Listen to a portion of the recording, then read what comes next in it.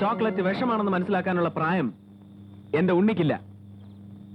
ഈ സാരികൾ ശവം മൂടാനുള്ളതാണെന്ന് മനസ്സിലാക്കാനുള്ള കളങ്കം എന്റെ സുമതിക്കുമില്ല. നിനക്ക് മറ്റൊരു രേണുകയാവാൻ കഴിയുമെങ്കിൽ എനിക്ക് വേറൊരു പ്രകാശനമാകാൻ കഴിയും. അത് മറക്കണ്ട.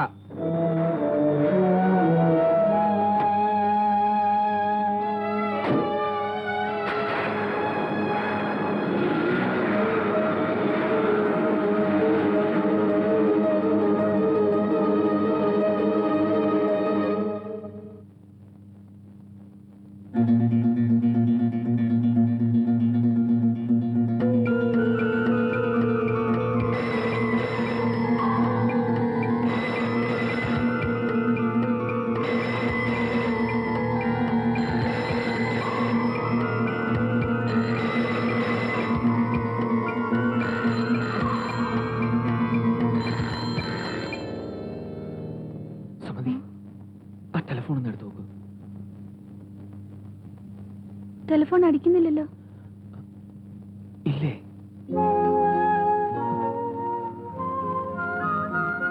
മടങ്ങി വന്ന ദിവസം മുതൽ ഞാൻ ശ്രദ്ധിക്കുക, പ്രകാശേട്ടന്റെ മനസ്സില് എന്തൊക്കെ കിടന്ന് കുഴങ്ങുന്നത് പോലെ.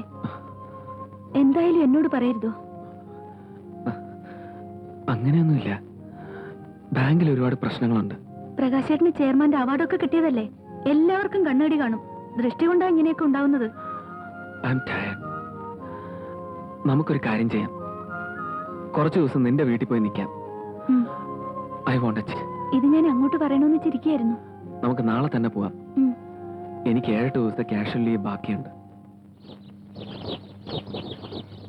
അമ്മേ, നമ്മൾ എല്ലാവരും കൂടെ പോയ ലവ് ബേർഡ്സിനെ ആരെ നോക്കുക?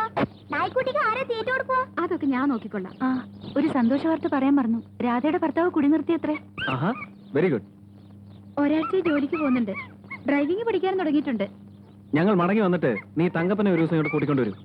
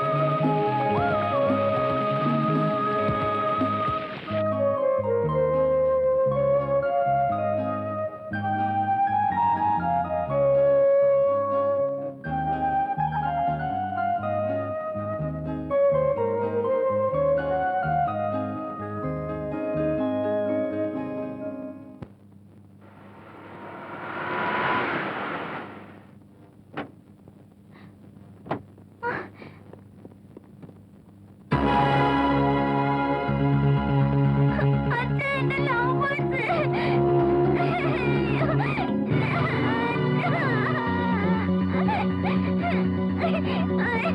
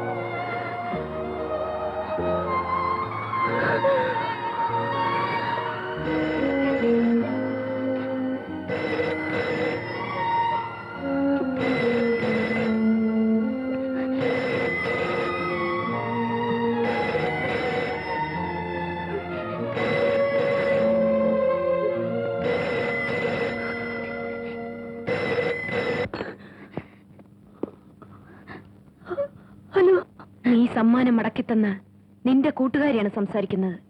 I M Renuka. ഇത് നിന്റെ ഭർത്താവിനുള്ള ആദ്യ പാഠം.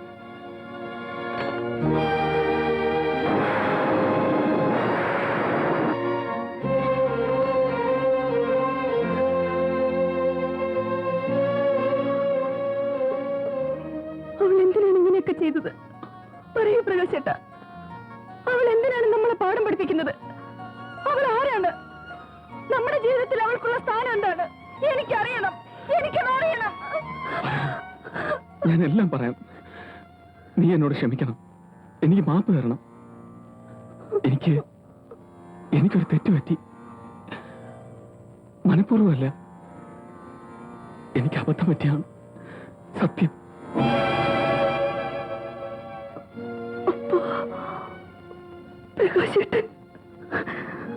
പ്രകാശേട്ടൻ അവളെ, ഈശ്വര, എന്റെ പ്രകാശേട്ടൻ എന്നോട്.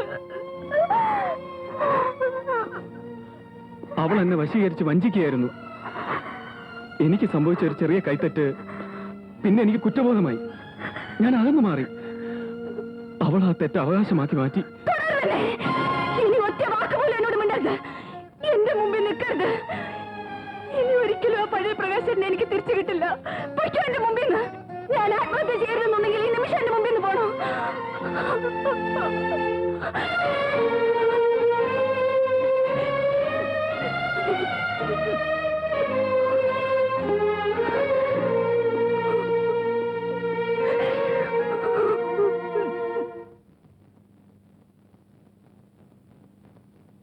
പോലീസിൽ പറഞ്ഞ സംഗതി കൂടുതൽ വഷളാവുകയുള്ളൂ. ചിലപ്പോ വാദി പ്രതിയായെന്നും ഇരിക്കും. ധാരാളം പണവും ചെലവാവും. നമുക്ക് നഷ്ടപ്പെടാനുള്ളത് നഷ്ടപ്പെടുകയും ചെയ്യും. സുമതിയുടെ കാര്യം ഓർക്കുമ്പോൾ എനിക്കൊന്നും അറിഞ്ഞൂടാ. നീ സുമതിയെ പറഞ്ഞ് മനസ്സിലാക്കണം. നീ പറഞ്ഞാൽ സുമതി കേൾക്കും. എല്ലാ പെണ്ണുങ്ങളും എന്നെ പോലെയാണെന്നാണോ വിചാരം?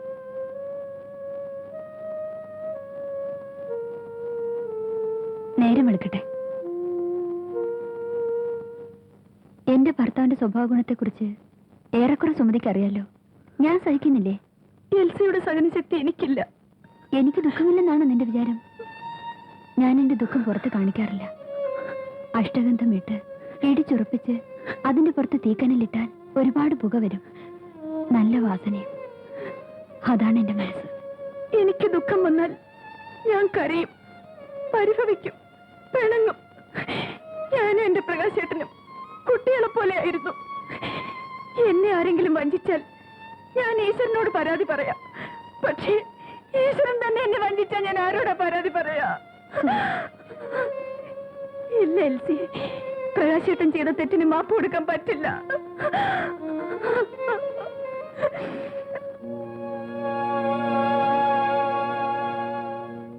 ദേഷ്യം വരുമ്പം ഭാര്യ ഭർത്താവിനോടും ഭർത്താവ് ഭാര്യയോടും വീട്ടിൽ നിന്ന് ഇറങ്ങിപ്പോകാൻ പറയും. എന്റെ കാര്യം പറഞ്ഞാ ഞങ്ങളുടെ ദാമ്പത്യ പരിപാടിയിലെ ഒരു സ്ഥിരം ഐറ്റമായത്. അതുകൊണ്ട് സുമതി കടുങ്കൈ ഒന്നും ചെയ്യുമെന്ന് എനിക്ക് തോന്നുന്നില്ല. സാറിന് പറ്റിയ അബദ്ധം ഇതാണ്. സാറ് പാലുപോലെ പരിശുദ്ധനായിപ്പോയി. ജീവിതമല്ലേ, തെറ്റുപറ്റും. മറക്കണം, പൊറുക്കണം.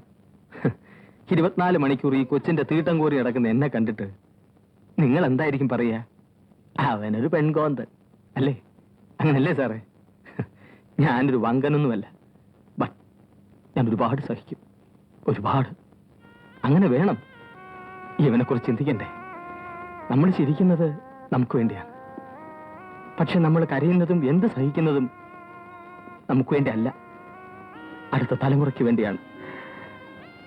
അച്ഛൻ പറഞ്ഞ ശരിയല്ലേടാ മോനെ? അച്ഛൻ പറഞ്ഞ ശരിയല്ലേ എന്റെ പൊന്നു മോൻ?